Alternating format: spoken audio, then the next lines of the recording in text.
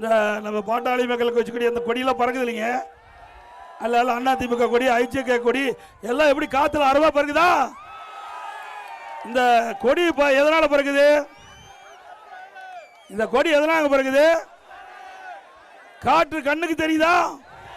கண்ணுக்கு தெரியாத காற்றில் கூட ஊழல் செய்கிற ஒரே கட்சி திமுக கட்சி. இப்படி நாட்டை சுருண்டுகின்ற கட்சி வேணுமா?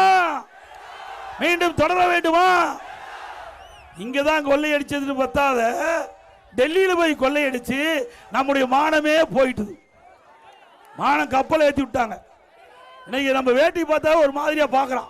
டெல்லிக்கு போனா 1,74,000 கோடி டூச்சிப் செக்டத்தில் ஊழல் நடந்திருக்குது.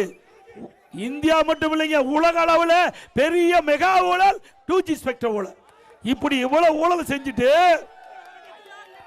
இன்றைக்கு மத்தியில் காங்கிரஸ் தலைமையில் ஆட்சி, திமுக அதுல அமைச்சர்கள் இடம்பெற்றிருந்தாங்க.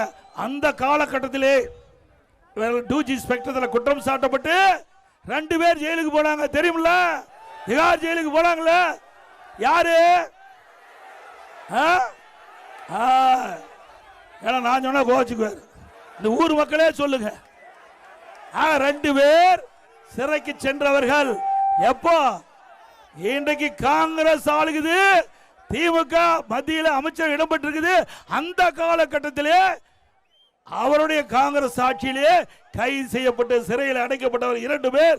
இன்றைக்கு நீதிமன்றம் என்ன சொல்லி இருக்குது? தகுந்த ஆதாரத்தை சமர்ப்பிக்காத காரணத்தினால இன்றைக்கு கேஸ் நிலுவையில் தான் இருக்குது. இன்னும் முடியல. என்ன வழக்கு முடியல. எப்ப வேணா அந்த வழக்கு நடக்கும்.